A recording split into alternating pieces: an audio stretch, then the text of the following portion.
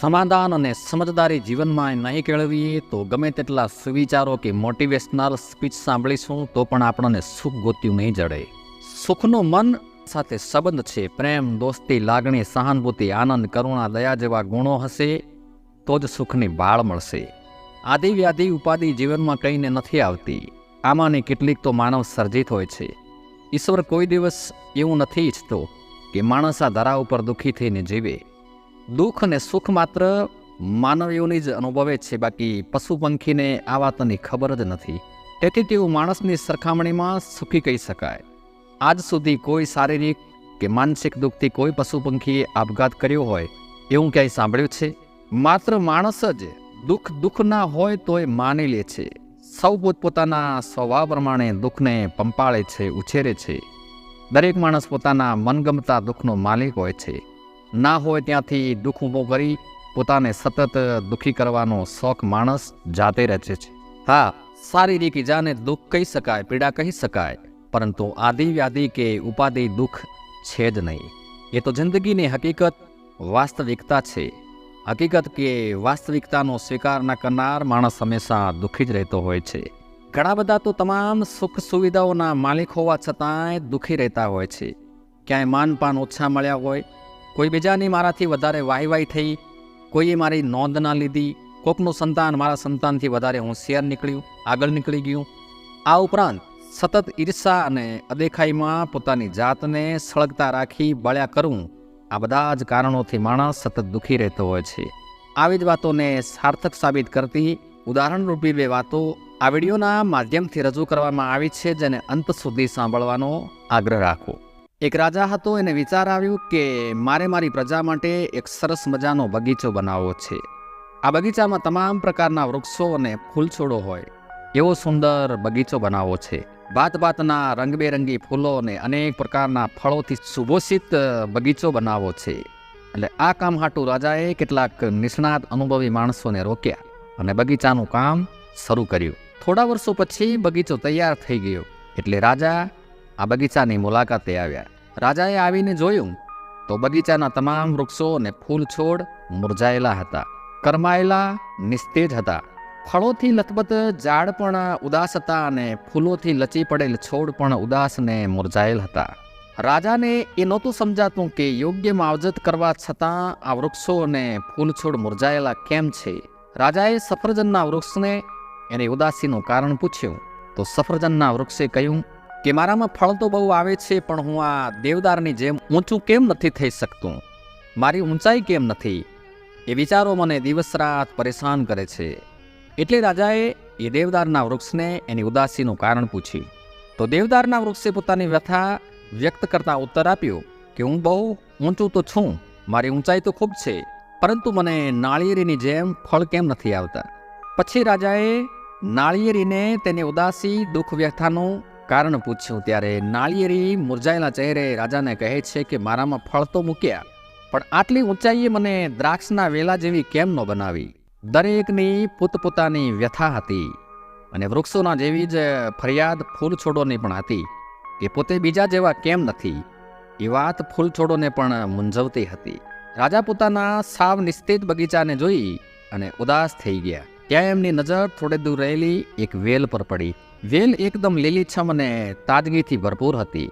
વેલની તાજીમાજી હરીભરી જોઈ અને રાજાને ખૂબ જ આનંદ થયો. રાજા દોડીને વેલ પાસે ગયા અને વેલને પૂછ્યું કે આ બગીચાના બધા જ વૃક્ષો અને ફૂલ છોડ મુરઝાયેલા છે, નિસ્તેજ છે, તો આવી તાજીમાજી કેમ છે? ત્યારે વેલ રાજાની સામે જોઈને બોલી કે હું મારી સરખામણી બીજા કોઈ સાથે નથી કરતી.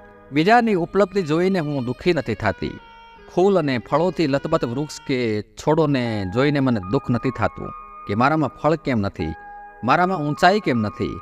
કારણ કે હું સમજુ છું કે આ બગીચામાં મને લાવતી વખતે મારા મહત્વને ધ્યાનમાં રાખીને જ લાવવામાં આવી છે. મને આ ધરતી પર રોપવામાં આવી ત્યારે રોપનારને ખબર જ હશે કે મારામાં ફળ કે ફૂલ આવવાના નથી, અને છતાંય મને રોપી તો આ બગીચાને સુંદર બનાવવા માટે મારી કોઈ જરૂર હશે. બસ મેં તો માત્ર મારી જાતને વિકસિત કરી જેથી હું મને અહીં લાવનારના ઉદ્દેશને હું પૂર્ણ કરી શકું. અને મને એ વાતનો આનંદ છે, મજા છે, માટે જ હું તાજીમાજી છું.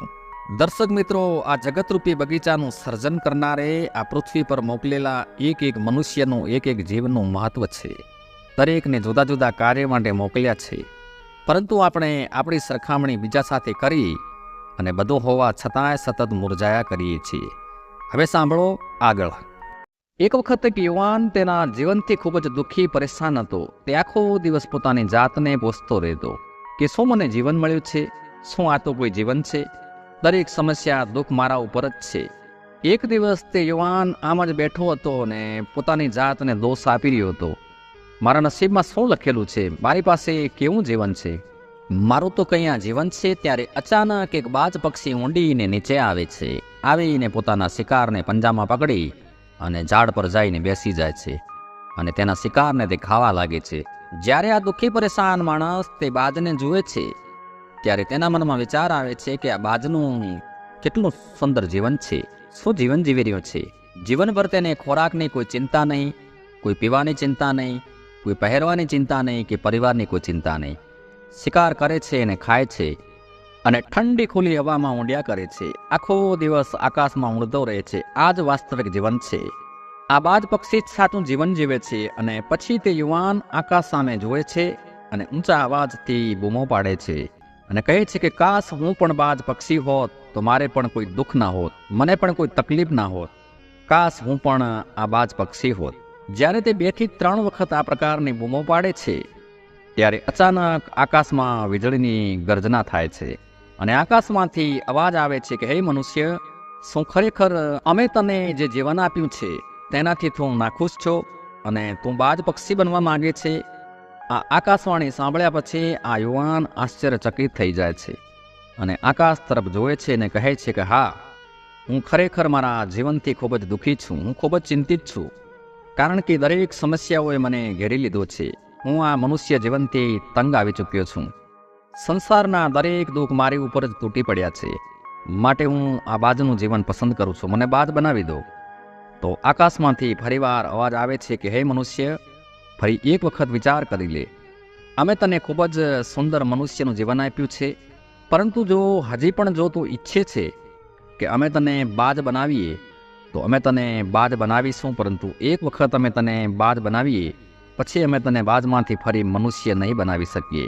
તો એ યુવાન તરત જ જવાબ આપે છે કે મેં નિશ્ચય કર્યો છે કે મારે બાજ બનવું છે અને એકવાર હું બાજ બની જાઉં પછી હું ફરી ક્યારે નહીં કહું કે મારે પાછા મનુષ્ય બનવું છે. પછી ઉપરથી અવાજ આવે છે કે તારી ઈચ્છા મુજબ હવે તું બાજ બની જઈશ. અને તે વ્યક્તિ બાજ પક્ષી બની જાય છે. બાજ પક્ષી બન્યા પછી તે વ્યક્તિ ખુલ્લી હવામાં ઊંડવા લાગે છે. ક્યારેક ઊંડતું ઊંડતું આ દિશામાં જાય છે તો ક્યારેક ઊંડીને બીજી દિશામાં જાય છે અને વિચાર કરે છે કે આ કેવી મજાની જિંદગી મળી છે. આ જ વાસ્તવિક જીવન છે, આ જ વાસ્તવિક જિંદગી છે. કોઈ ચિંતા નથી, કોઈ નથી મુશ્કેલી, કોઈ ડર નહીં. તે આખો દિવસ આકાશમાં ઊંચે ઊંડતો રહે છે. 2-3 મિનિટ માટે પાંખોને ફફડાવે છે અને પછી પાંખો ફફડાવવાનું બંધ કરે છે અને લાંબા સમય સુધી હવામાં ઊંડતો રહે છે. જ્યારે સાંજનો સમય નજીક આવે છે ત્યારે તે વિચારે છે કે તેને પણ રહેવાનું સારું રહેઠાણું હોવું જોઈએ. મારું પોતાનું પણ કોઈ ઘર હોવું જોઈએ કે જ્યાં હું રાત્રે આરામ કરી શકું. તો તેણે લાકડાના નાના નાના ટુકડાઓ એકત્રિત કરવાનું ચાલુ કર્યું અને એક ઊંચા ઝાડ પર પોતાનો માળો બનાવ્યો. એક પછી એક લાકડીઓ ભેગી કરી અને પછી તેણે તેના માટે સુંદર માળો તૈયાર કરી દીધો અને તે રાત્રે તેમાં સૂઈ જાય છે અને વિચારે છે સવારે જાગીશ, સવારે ઉઠીને શિકાર કરીશ, ફરીથી ખુલ્લી હવામાં ઊંડીશ. સવાર પડતાની સાથે તે શિકારની શોધમાં નીકળી પડે છે. તે માળાની બહાર આવીને હવામાં ઊડતો રહે છે, ઉપર જાય છે, નીચે જુએ છે. તે જમીન પર કોઈ શિકાર હોય તો નજર દોડાવે છે, પણ તેને કોઈ શિકાર દેખાતો નથી. ઘણો સમય વીતી જાય છે.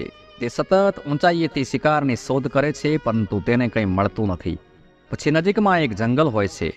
તે જંગલમાં જાય છે એવું વિચારીને કે કદાચ તેને ત્યાં કોઈ શિકાર મળી જશે. તે જંગલમાં ઊંડીને શિકારને શોધતો રહે છે, પરંતુ ત્યાં પણ તેને કોઈ શિકાર નજરમાં નથી આવતો. શિકારની શોધ કરતાં કરતાં સાંજ પડવાનો સમય થઈ જાય છે.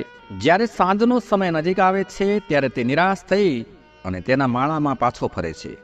જ્યારે તે રસ્તામાં થાકી જાય છે ત્યારે તે એક ઝાડની ટોચ પર બેસી જાય છે. જ્યારે તે ઝાડની ટોચ પર બેઠો હતો ત્યારે તેની નજર એક બીમાર ચકલી પર પડી. તે ઘાયલ અવસ્થામાં હતી. તે તરત જ ચકલીને પકડી લે છે ચકલીની પાંખો બહાર કાઢીને ફેંકી દે છે અને ચકલીના શરીરને ખાઈ જાય છે. ખાધા પછી તે તેના માળાની તરફ મૂંડે છે અને રસ્તામાં વિચારે છે કે ભલે તેને ઘાયલ બીમાર ચકલી જ મળી, પણ તેને ખાવા માટે કંઈક તો મળ્યું. તે તેના માળામાં પહોંચ્યા પછી આરામ કરે છે અને વિચારે છે કે તે કાલે સવારે મોટો શિકાર કરશે અને તેની ભૂખ સંતોષશે.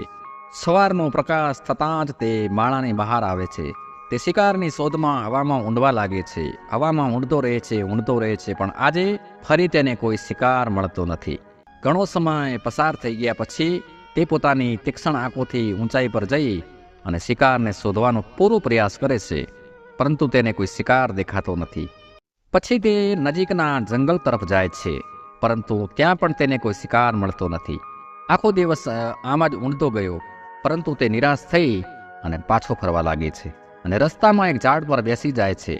એને લાગ્યું કે કદાચ આજે ફરી કોઈ બીમાર પક્ષી મારી રાહ જોઈ રહ્યું હોય, પણ દરેક વખતે ભાગ્ય થોડું રીઝલું હોય છે. આજે તેને કોઈ બીમાર પક્ષી જોવા મળતું નથી. અંતે હારા થાક્યા પછી તે તેના માળામાં પાછો ફરે છે અને માળામાં પહોંચ્યા પછી તે ભૂખ્યો અને તરસ્યો સૂઈ જાય છે અને વિચારે છે કે તે કાલે સવારે એક મોટો શિકાર કરશે અને આજની પણ ભૂખ સંતોષશે. તે રાત્રે તેના માળામાં સૂઈ જાય છે અને એ જ રાત્રે ભયંકર તોફાન આવે છે. ત્યારે તે ગાઢ નિંદ્રામાં હોય છે.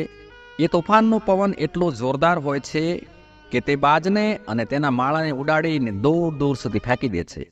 તેથી તે જ્યાં પણ પડે છે ત્યાં નીચે એક તીક્ષ્ણ લાકડું પડેલું હોય છે, જે તેના પંજામાં ખોંચી જાય છે અને તે જખમી થઈ જાય છે.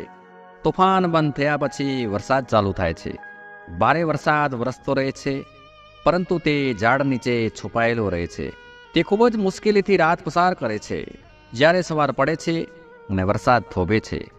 વરસાદ બંધ થતાં ચારે તરફ ખુશીનો માહોલ જોવા મળી રહ્યો હતો. ચારે બાજુ હરિયાળી નદીઓ અને ઝરણા ઝડપથી વહેવા લાગે છે. બધું ફરી પહેલાં જેવું થઈ જાય છે, પણ આ બાજ હવે પહેલાં જેવું નહોતું રહ્યું. તેના પગમાં ગંભીર ઈજા થઈ હતી. તેના પંજામાં ફસાયેલા લાકડાને કારણે તેનો પંજો ખરાબ રીતે અક્ષતિગ્રસ્ત થઈ ગયો હતો. કારણ કે બાજના પંજા શિકારને પકડવા માટે સૌથી મહત્વપૂર્ણ હોય છે. બાજ તેના પંજા વડે શિકારને પકડે છે. શિકારને બંને પંજાઓથી પકડી રાખે છે અને પછી તેની ચાંચ વડે ખાય છે. પરંતુ હવે બાજનો પંજો ભૂંડી રીતે ઘાયલ હતો અને તે છેલ્લા 2 દિવસથી ભૂખ્યો પણ હતો. જો તે ક્યાંય બીમાર પક્ષી મળી જાય તો તે શિકારની શોધમાં થોડું ઊંડે છે, પણ એક બીમાર પંખી પણ વારંવાર ક્યાંથી મળવાનું હતું. તે થોડો સમય ઊંડે છે, પરંતુ પછી ભૂખ અને પીડાને કારણે થાકી જાય છે અને એક ઝાડ ઉપર બેસી જાય છે. પણ તેને એ ખબર ન હતી કે અહીં બીજી એક મુસીબત તેની રાહ જોઈ રહી હતી, અને એ મુસીબત એ હતી કે 8 થી 10 કાગડાઓનું ટોળું ભેગું થાય છે અને તેને હેરાન કરવાનું ચાલુ કરે છે. કાગડાઓ બાજની ઉપર આવે છે અને તેના ઘાવ ઉપર ચાંચ મારે છે. કાગડાઓને એ પણ ખબર છે કે આ બાજ ઘાયલ છે અને ભૂખના કારણે કમજોર પણ છે. બાજ કાગડાઓથી પરેશાન થઈ અને તે થોડો ઊંડે છે. કાગડાઓથી છુટકારો મેળવવાનો પ્રયત્ન કરે છે, પરંતુ કાગડાઓ તેની પાછળ આવે છે. બાજ ઊંચે ચડે જાય છે અને થાકે છે તો કોઈ ઝાડ ઉપર બેસી જાય છે, પરંતુ કાગડાઓ તેનો પીછો કરવાનું છોડતા નથી અને વારંવાર તેની નજીક આવે છે અને તેને હેરાન કરે છે. કાગડા ઘણીવાર બાજ સાથે આવું જ કરે છે, પરંતુ પછી એ બાજ પણ તેમની સાથે એક રમત રમે છે. જ્યારે કાગડાઓનું ટોળું બાજને હેરાન કરે છે અને તેનો પીછો કરવાનું છોડતા નથી, ત્યારે બાજ હવામાં સીધું ઊંડવા લાગે છે. તે ઝડપથી ઉપરની તરફ ઊંડવા લાગે છે. કાગડા પણ તેની પાછળ પાછળ આવે છે, પરંતુ થોડો સમય ઉડાન ભર્યા પછી તે એટલી ઊંચાઈએ પહોંચે છે કે જ્યાં કાગડાઓને યોગ્ય ઓક્સિજન મળતું બંધ થઈ જાય છે. તેમને ગુંગળામણ થવા લાગે છે, માટે તે ત્યાંથી વધારે ઉપર જઈ શકતા નથી. પરંતુ બાજ વાદળોની ઉપર પણ ઊંડી શકે છે, પરંતુ કાગડા ત્યાંથી ઉપર જઈ શકતા નથી અને તેઓ નીચે આવવા લાગે છે. તેથી આ રીતે બાજ તેમનાથી છુટકારો મેળવે છે. પરંતુ આમ કરવા માટે આટલું ઊંચું ઉડવું પણ આ બાજ માટે સંભવ ન હતું, કારણ કે પૂરતી તાકાત નહોતી. તે ભૂખ્યો હતો અને ઘાયલ પણ હતો. તેથી તે ઊંડીને નીચે આવતો અને થોડે દૂર જઈને કોઈ ઝાડ ઉપર બેસી જતો અને કાગડાઓ ફરીથી આવીને તેને હેરાન કરવા લાગતા. એ જ રીતે 2 દિવસ ભૂખ્યા અને ઘાયલ અવસ્થામાં પસાર થાય છે. આમને આમ 3જો દિવસ વીતી ગયો, પણ એ બાજની પરિસ્થિતિમાં કોઈ સુધારો થયો નહીં. તેની હાલત વધુ ને વધુ ખરાબ થતી રહી. 4થો દિવસ જ્યારે સમાપ્ત થાય છે ત્યારે તેનામાં કોઈ તાકાત બાકી રહેતી નથી અને તેનું શરીર પણ હવે તેને હાર આપવાનું ચાલુ કરે છે. તેથી તે કોઈક રીતે નજીકના એક મનુષ્યની હોસ્પિટલના ધાબા પર આવી અને બેસી જાય છે. ત્યાંથી આવતા જતા દર્દીઓને જોવે છે અને પોતાની જાતને કહે છે કે જો તે આજે માણસ હોત તો તેની આટલી નાની મોટી ઈજાની સારવાર હોસ્પિટલમાં કરાવી હોત, અથવા તો કોઈને કહી શક્યો હોત કે હું ભૂખ્યો છું, હું ઘાયલ છું, હું ખૂબ જ દુઃખી છું, પરંતુ આજે હું એક એવું અબોલ પંખી છું જે કોઈને કશું કહી શકતું નથી. મારું દુઃખ કોઈની સમક્ષ કહી શકતો નથી. હું ખરેખર મનુષ્ય હોત તો કોઈની મદદ માગી શકત. આવું વિચારતા વિચારતા તે એ જ છત પર જિંદગીનો છેલ્લો શ્વાસ લે છે. દર્શક મિત્રો, આ કહાની એક કાલ્પનિક છે, પરંતુ છે ખૂબ જ બોધરૂપી. આપણને જીવનનો ખૂબ જ મહત્વપૂર્ણ પાઠ શીખવી જાય છે કે આપણે જેવા છીએ તેવા જ સારા છીએ. તે બાદ પોતાના જીવનનું બલિદાન તો આપે છે, પરંતુ સાથે સાથે તે આપણને એ પણ શીખવી જાય છે કે ભગવાને તમને જે પણ બનાવ્યા છે, તમે જે પણ છો તેમાં ખુશ રહો અને તેમાં વધુ સારું કરવાનો પ્રયાસ કરતા રહો. એવું નહીં કે હું આવું હોત તો સારું, મારો જન્મ અહીં થયો હોત તો સારું, મને પણ ભગવાને ધનવાન બનાવ્યો હોત તો સારું. પરમાત્માએ આપણને જ્યાં પણ જે જગ્યાએ જે પણ પરિસ્થિતિમાં મૂક્યા હોય તેનો સ્વીકાર કરી અને આપણા જીવનને વધુ ને વધુ શ્રેષ્ઠ બનાવવાનો પ્રયત્ન કરતા રહેવું જોઈએ. સમયની સાથે પરિવર્તન આવે જ અને કડવું ઝેર જેવું લાગતું જીવન મીઠું સાકર જેવું બની જાય. આમ જોવા જઈએ તો આ સંસારમાં ક્યાંય સુખ કે દુઃખ છે જ નહીં. સૌ અવનવી સરખામણીઓ કરીને દુઃખી થવાનો ઇજારો પોતાની પાસે જ રાખે છે. વાસ્તવમાં માણસ પોતાની જાતને જેટલો દુઃખી કે સુખી સમજે છે તેટલો તે હોતો નથી. માણસનો દ્રષ્ટિકોણ જ માણસને દુઃખી કે સુખી બનાવે છે. ઈર્ષા, દેખાઈને અસંતોષ રાખનાર તેમજ બીજાનું નાનું સરખું સુખ ન પચાવી શકનાર માણસ આપોઆપ દુઃખનો હકદાર બની જતો હોય છે.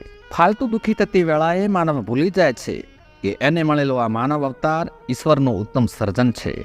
માણસ તો ઈશ્વરનું પ્રતિનિધિ છે. વ્યવહાર વર્તનની અક્ષણ જેવી અને ક્ષુલક વાતો મનમાં સંતાડી રાખી માણસ જાતે જ દુઃખ ઊભું કરે છે. માણસ જાતે જ ઊંધઈ બની પોતાની જાતને કોતરે છે. અપેક્ષાઓને તમારા કક્કાને તડકે મૂકો. આ દુનિયામાં બધું જ કંઈ આપણી મરજી મુજબ નથી થતું. વિડીયોના અંત સુધી જોડાઈ રહેવા બદલ આપ સૌનો ખૂબ ખૂબ આભાર. ધન્યવાદ.